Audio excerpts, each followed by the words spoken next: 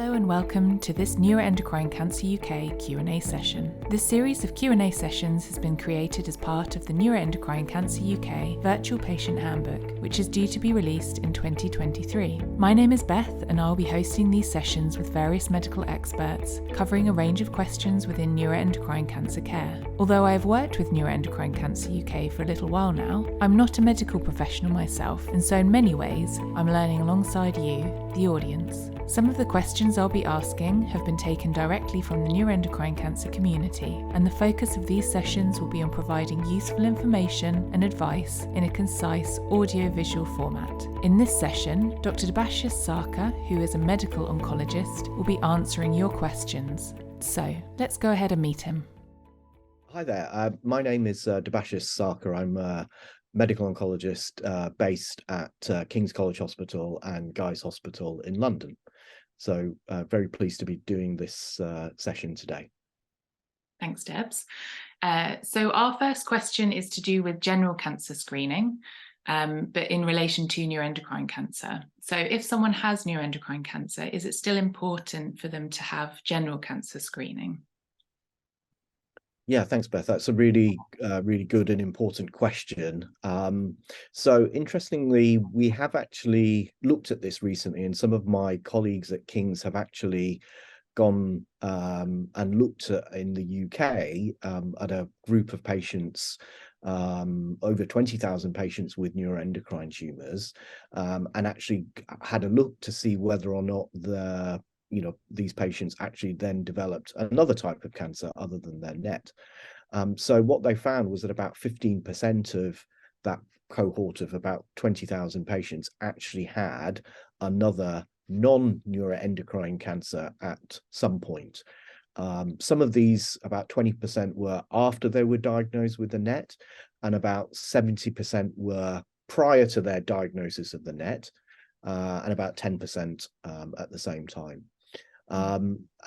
So what they found was they then looked to see what other types of cancer patients with NET developed, and they found that there perhaps was a slightly higher increased incidence of cancers of the lung, of prostate, kidney, colon, and thyroid, and probably at a slightly higher rate than we would expect from the general population.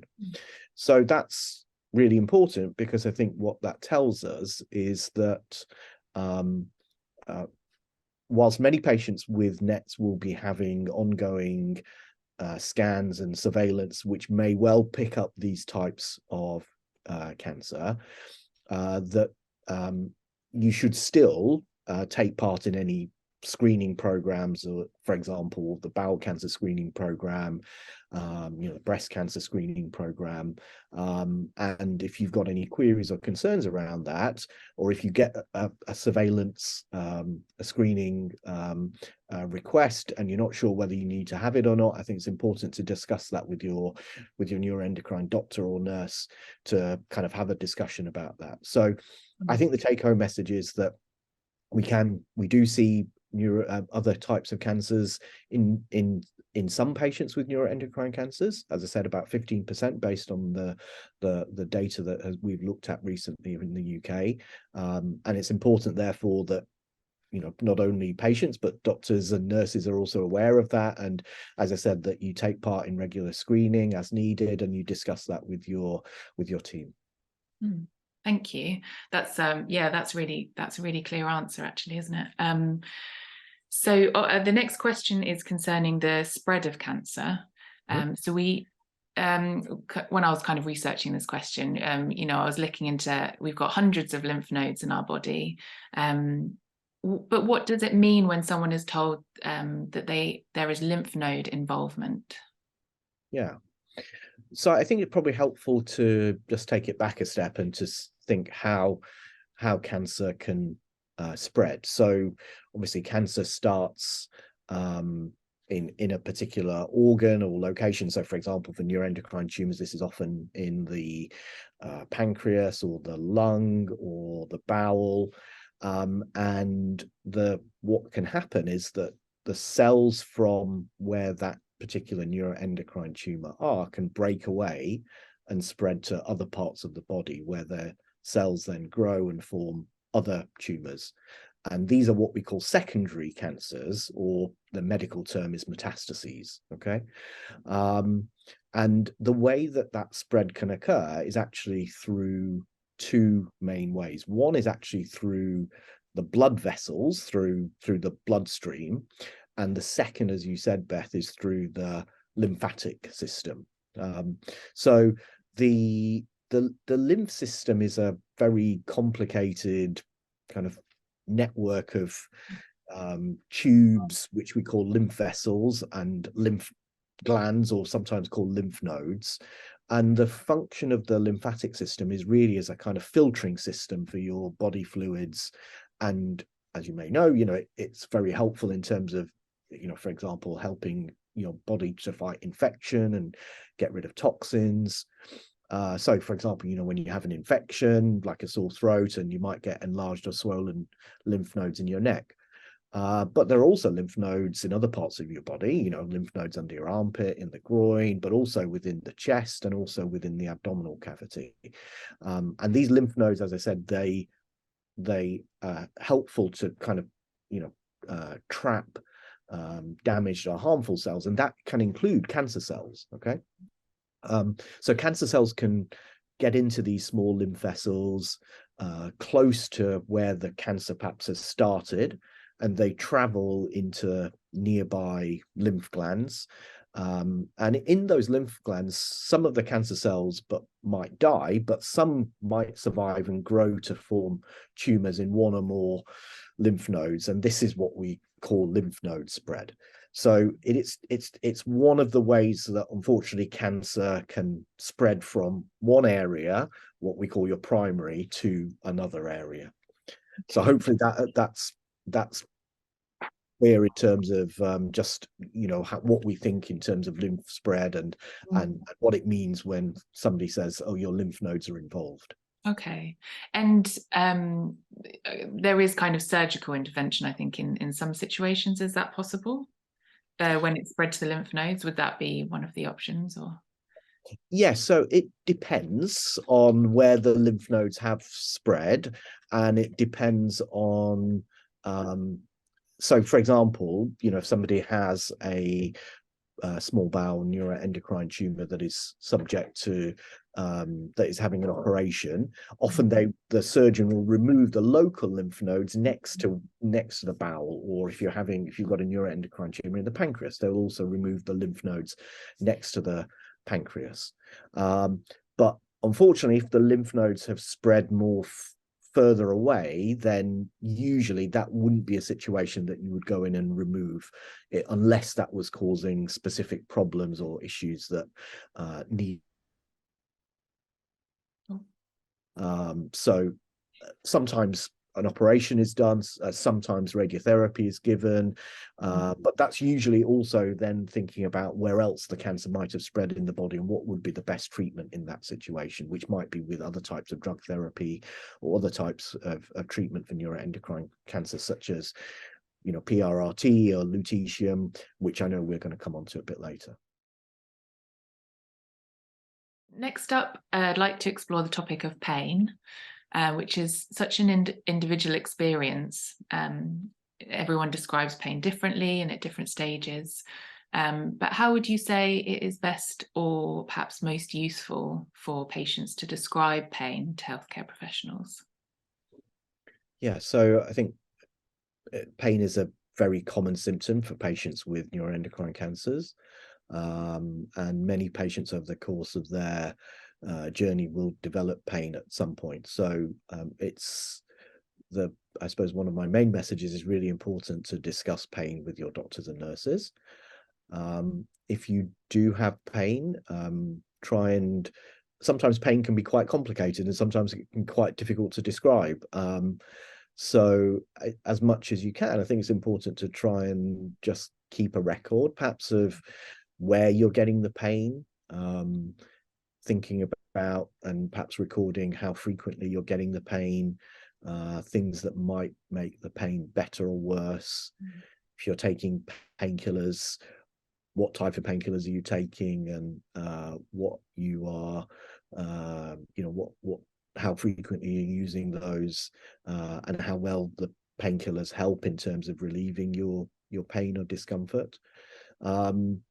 So I think that, yeah, pain is complex, and pain can sometimes be very difficult for patients and their doctors and nurses to try and understand. So as much as possible, I think trying to keep a record of it and trying to spot kind of trends and so on, which you can then do with your doctors and nurses, I think is really helpful and important. That's kind of what I was wondering as well, actually, is so if the description changes over time, could that provide some insight of some kind? Could you start to wonder if there was some correlation, perhaps between people describing pain in a, my pain has evolved from this type of description to this type of description, not even just severity, but even just the type of pain? Yeah, absolutely. So, commonly we use, so severity, as you say, is one key way around which we can understand, the significance of the pain. So, for example, if the severity of the pain is getting worse over a period of time, then that's clearly of more concern, right? So, for example, we use this thing called a pain score, where it's kind of 1 to 10, where 10 is like literally the worst pain ever, and 1 is barely anything. And keeping a track of what your pain score is and how that changes with time can obviously help for us as your doctors and nurses to try and understand exactly, as you say, that that kind of that evolution over time, and that can help to provide us some insights into potentially what's happening with your neuroendocrine tumor, and also if things are conversely going the other way, if your pain is getting a lot better. So, for example, if you're having treatment for your neuroendocrine cancer and your pain is getting better and your pain scores are getting less, and the frequency of your pain is less, that's usually a positive signal in terms of you perhaps you're responding well to the therapy. So I think that's that's really important to be able to do. And as I said, the way that we manage pain is a range of different things. So fundamentally, we have to understand what the cause of the pain is. So for many patients with neuroendocrine tumors, because of an effect of the neuroendocrine tumor itself, and therefore we have to think, what is the correct treatment overall for us to be able to manage the cancer, and with that, obviously trying to understand how we improve your pain. So for some people, that might be if it's a localized pain which is related to a neuroendocrine tumor, for example, in the bowel, the pancreas, that can be operated on, then obviously the main treatment is for you to have an operation to get rid of that tumor. Yeah.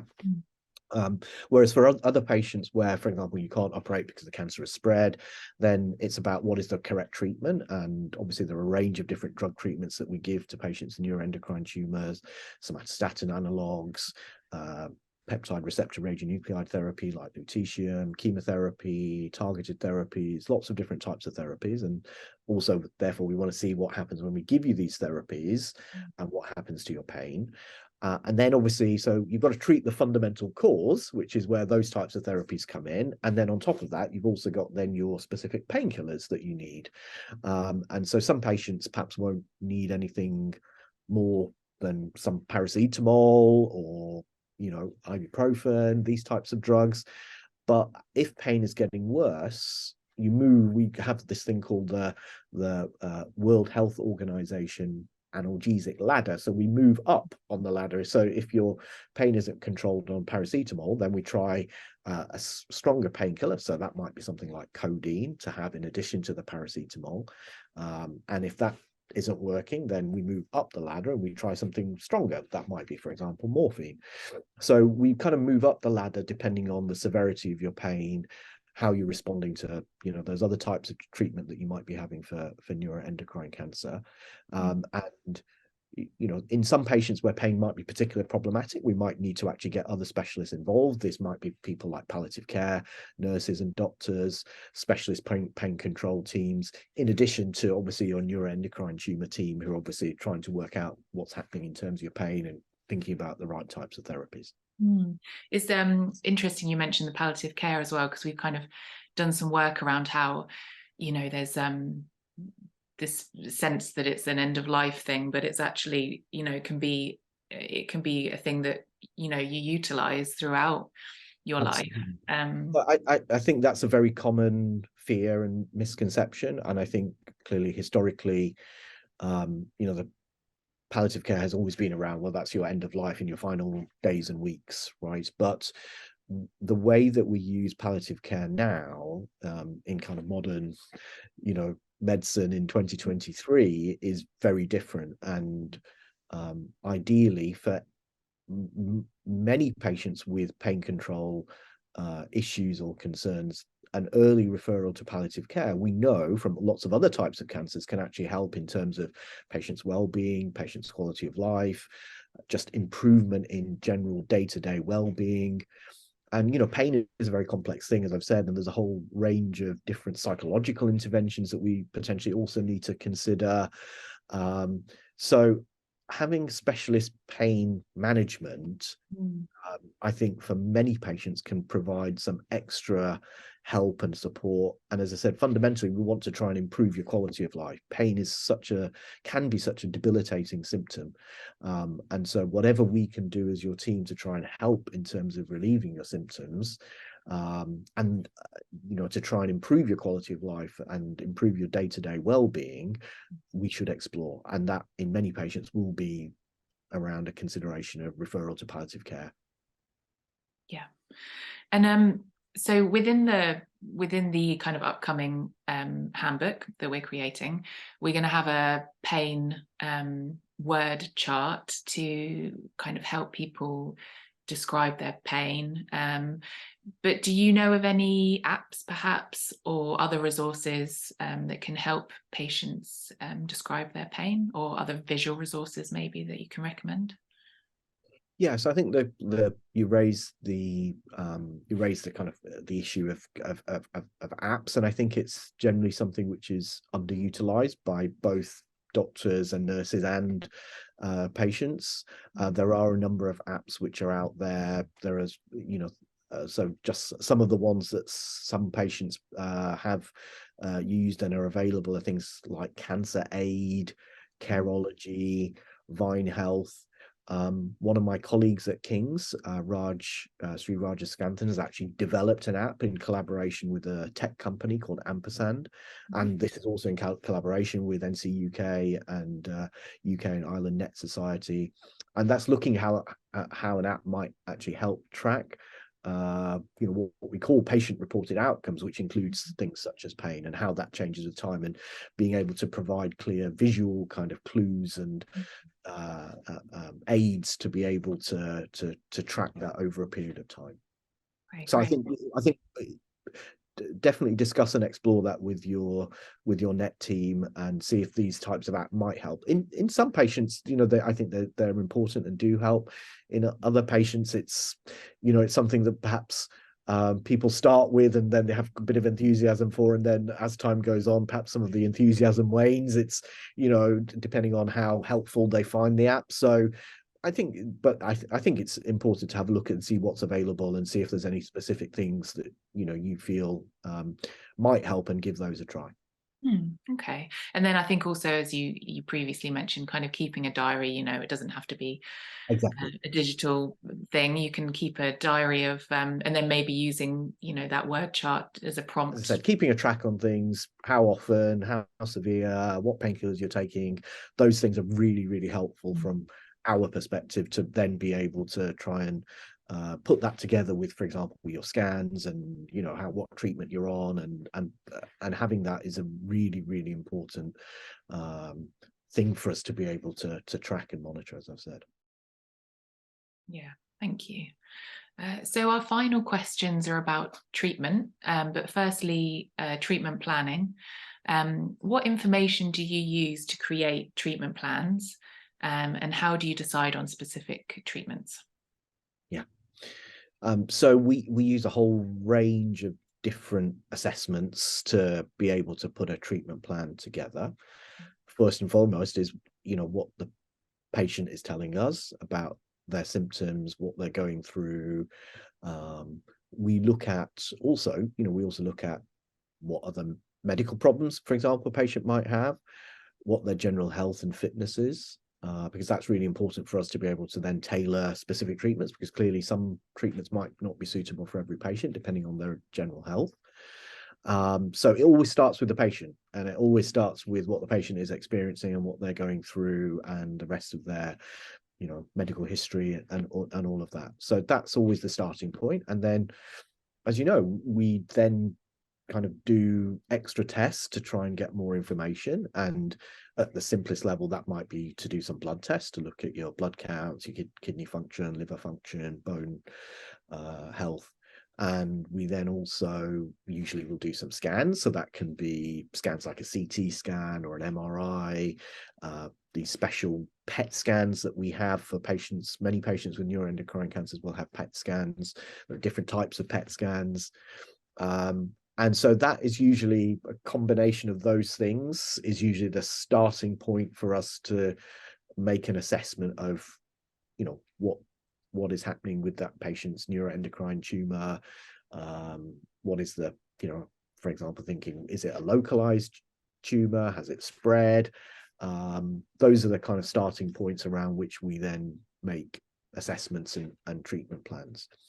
We then for example, on patients with a newly diagnosed neuroendocrine tumor, we will then discuss in our specialist multidisciplinary meeting, which is a specialist meeting we call an MDM, multidisciplinary meeting, where we have a whole range of specialists who are looking after patients with NETs.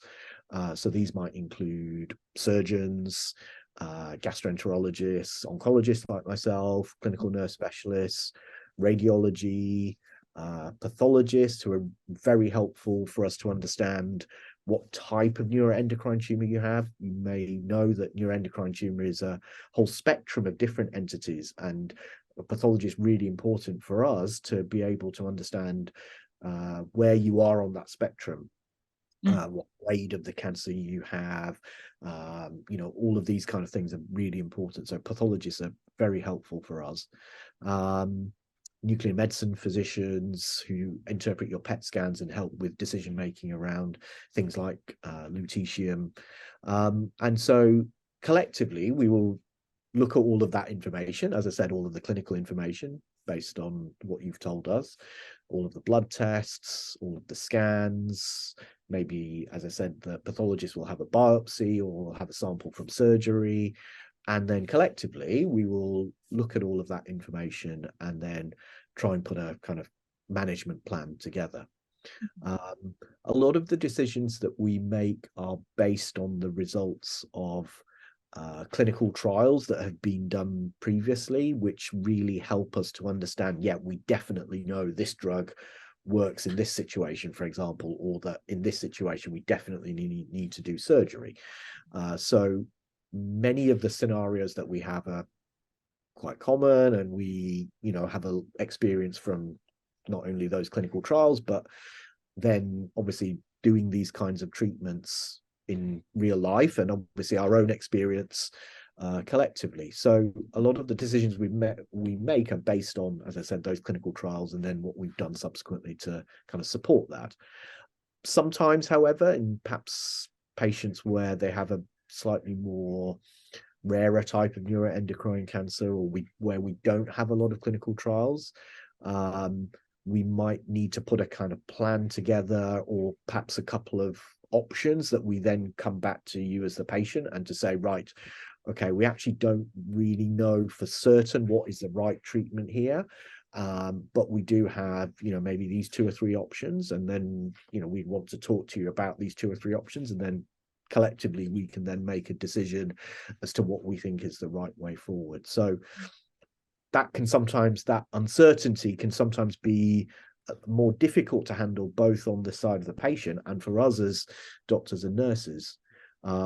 So there's a kind of range of how we make these kind of decisions and how that's then communicated to patients. As I said, sometimes it's very clear and very certain, right? This is the treatment that we recommend because we know this is the best treatment for you. In other situations, it might not be so clear cut. Okay, yeah, fascinating actually. So within the MDM, I assume you're learning quite a lot from each other as well, it sounds like, within Oh, your absolutely. separate disciplines.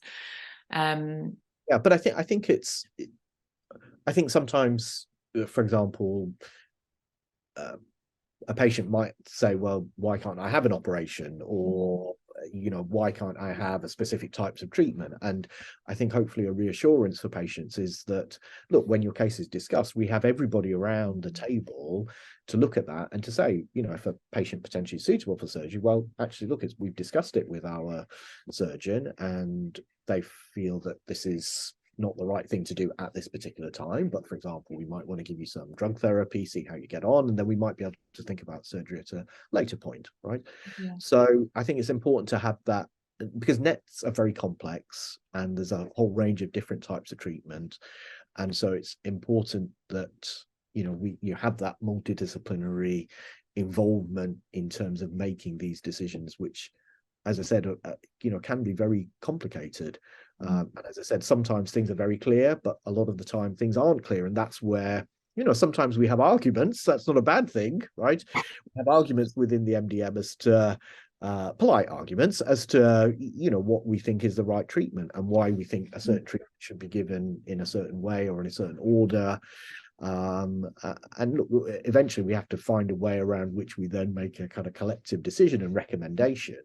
But ultimately, it goes back to the patient, and an MDM can provide a recommendation, but ultimately it's the discussion between the doctor and the nurse and the patient that then will make the final decision. So if an MDM has decided something and actually after discussion with the patient you feel that actually that maybe isn't the right thing and why don't we try this, then you've had that opportunity to be directly involved in that kind of decision making.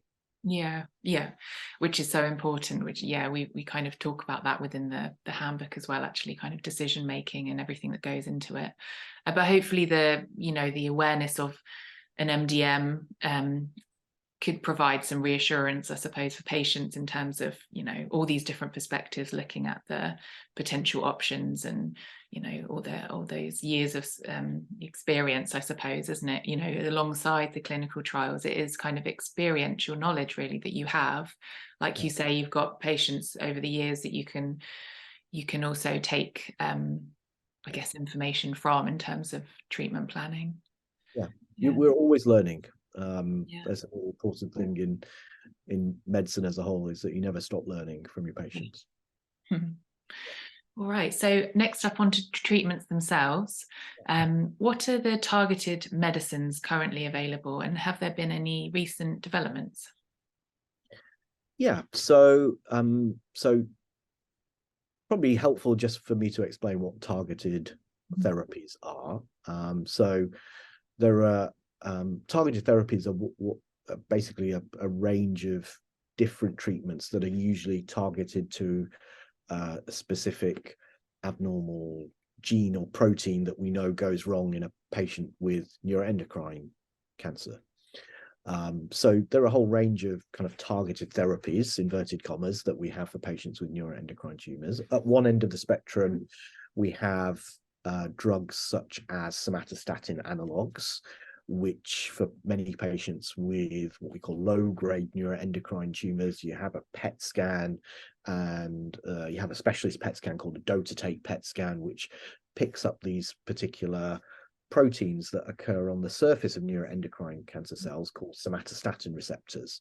And so if you have a dotatate PET scan, if you've got a low-grade neuroendocrine tumor, the areas of cancer that the area of cancer that you have that are related to where that cancer is will be positive on the PET scan. And you can have a specific drug, which is the somatostatin analogs. So these are drugs such as, for example, lanreotide, which you have every 4 weeks given as an injection. And that drug binds to the somatostatin receptor on the surface of the neuroendocrine cancer cells and tries to switch it off so it doesn't behave in a kind of aggressive way anymore. So that's a kind of personalized therapy because you have a PET scan. We know that your somatostatin receptors are positive, and therefore you have a specific treatment. And linked to that somatostatin receptor activity on a PET scan. There's also the radionuclide therapy, so what we call PRRT, peptide receptor radionuclide therapy, of which lutetium is the common one that we give here in the UK.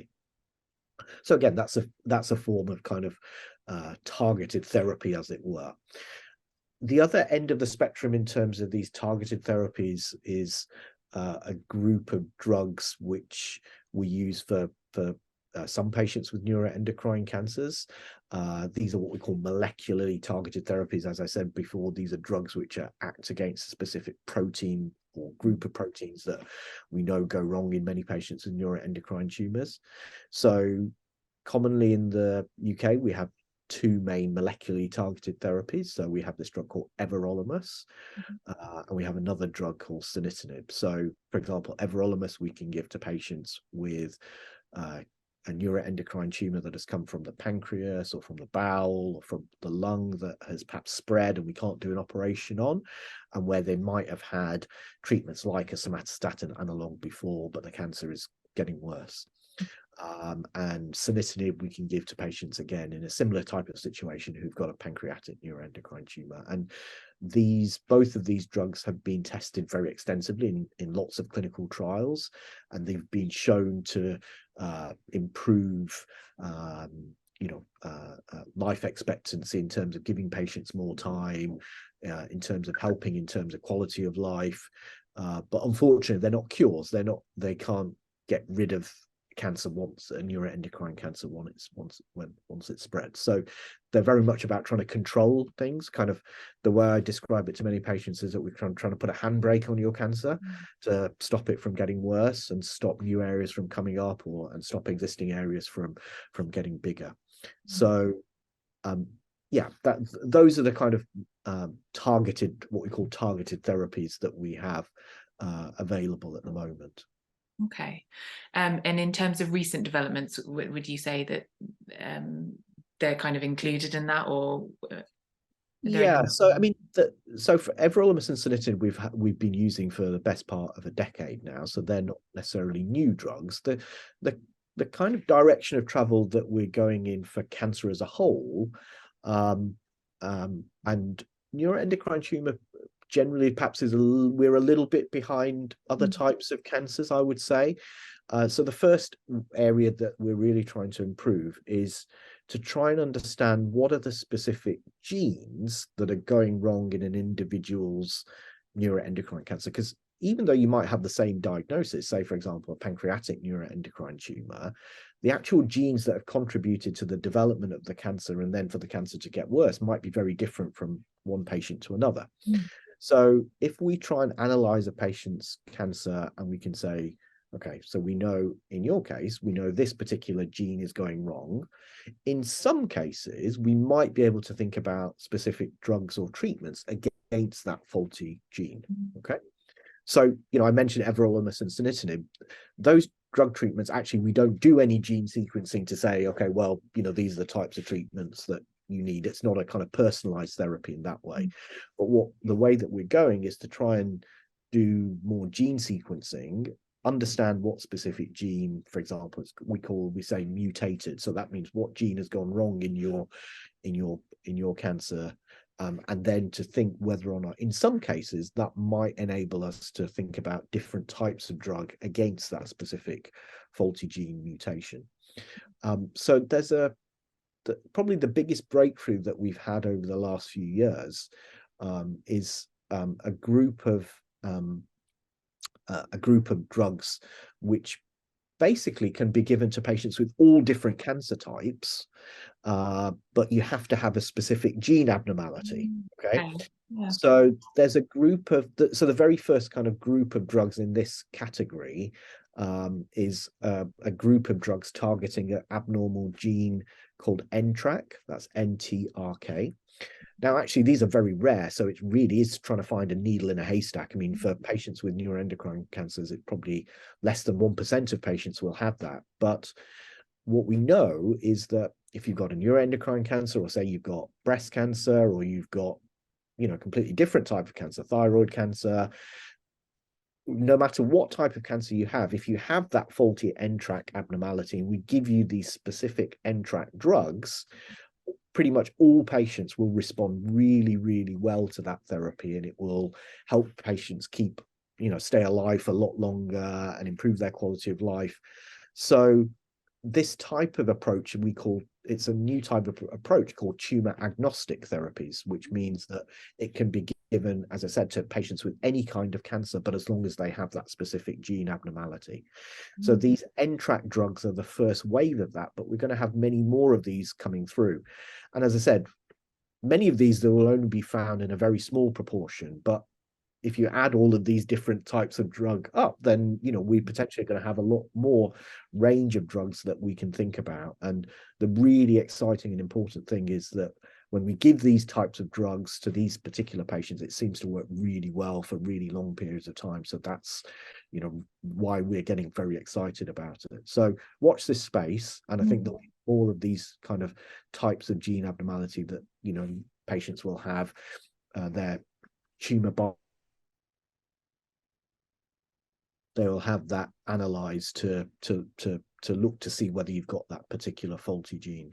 The other area that I think a lot of patients are interested in is immunotherapy. And so there's been a lot of press around immunotherapy over the last 5 to 10 years, looking at the role of immunotherapy in a whole range of different types of cancer. And the kind of principle behind immunotherapy is that these are drugs which are really designed to try and reprogram your body's immune system to try and better recognize and fight cancer. Cancer is very clever, and it can hide away from the immune system. So your immune system should recognize your cancer as being foreign and not there, and it should try and attack it like if you've got a bacteria or a virus, right? But cancer is very clever, and it kind of hides away from the immune system. So there's, over the last, again, 10 years, there's been a whole range of drugs which have come through, which we give routinely for lots of other types of cancer. Which when we give them, again, they can really help in terms of making patients live longer with better quality of life. And that's, it's been a real revolution for us in cancer medicine as a whole. The bad news is that, unfortunately, we've tried many of these immunotherapy drugs that are approved and used routinely for other types of cancers, such as kidney cancer, melanoma, lung cancers. And when we give them to patients with neuroendocrine tumors, it seems that the majority of patients don't tend to get really any benefit from this. So we still don't give immunotherapy type drugs routinely for most patients with neuroendocrine cancers, but that's not the end of the story. Immunotherapy is developing. There's new ways of that we're testing at the moment in clinical trials of trying to develop new ways of, as I said, targeting the immune system, and that might be in combination with other drugs. For example, looking at use of immunotherapy with chemotherapy, different types of combinations. So again, there's a lot of research being done, and we still hope that there will be a role for these immunotherapy drugs at some point. It's just we're still just trying to find exactly what that role will be and in what group of neuroendocrine tumor patients we think that it'll be particularly effective in. That's fascinating. Your previous point about kind of the tumor agnostic, and then the touching on that, I suppose it's personalized medicine, isn't it? Would you say, in terms of gene sequencing? And so, because you start with, I think we're generally starting to hear a bit more about personalized medicine, and I think sometimes people maybe wonder, what does that really mean, and also is it being used already? And it sounds like then that it is, and it's starting to be more and more. Absolutely. Yeah. And I think we're just at the start of it now. And as I said, as time goes on, we'll have more and more of these genes that we're going to be looking for, more drugs that we have available, and we'll hopefully have more and more patients who, we can get this very personalized type of therapy for. So as I said, at the moment, it's very much, we're just trying to find that, needle in a haystack, very small number of patients. But with time, we'll have many more of these gene targets. So that will mean many more patients will hopefully get access to, that kind of match therapy. Thank you. Really interesting. So on to our final question, which is, what is the role of radiotherapy, and is there a role for it in neuroendocrine cancer treatment? Yeah. So I think so when we talk about radiotherapy, it's probably helpful to break it into two groups. The first group is, I would say, probably the more common for many patients with neuroendocrine tumors, which is something we've already talked about, which is what we call PRRT, which stands for peptide receptor radionuclide therapy. And as I said before, the commonest PRRT that we use in the UK is called lutetium. So this is for patients usually with what we call the low-grade neuroendocrine tumors that perhaps have spread and we're not able to do an operation on. And perhaps they might have had one of those somatostatin analogs such as lanreotide before, and perhaps the cancer is getting worse or worsening symptoms like carcinoid syndrome. And that would usually be the time that we would consider a PRRT, which is basically given as a kind of, as I said, it's a kind of type of targeted treatment. You have to have a dotatate PET scan, which shows that your neuroendocrine tumor has the somatostatin receptors, and you have this radiotherapy type treatment, because it's basically a type of treatment where you get an injection into the veins, and the radiotherapy goes in these little beads directly to where the somatostatin receptors are.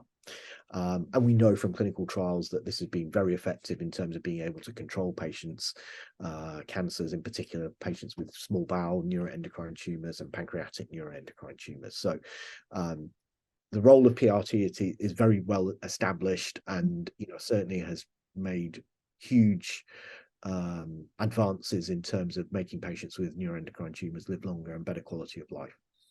The other type of radiotherapy that we have is where, which is perhaps less common, is for patients who have, for example, if you've got cancer which has spread to the bones and you're getting pain related to cancer in the bones, or if it's pressing, for example, on, within the spine in terms of any of the nerves or on the spinal cord, where you have radiotherapy given as it's called external beam radiotherapy, which is basically where you have a kind of focus of usually X-rays given directly to where that cancer is causing a specific problem or complication, such as I said, pain or pressing on a nerve, and that can help in terms of relieving the particular problem or issue at that site.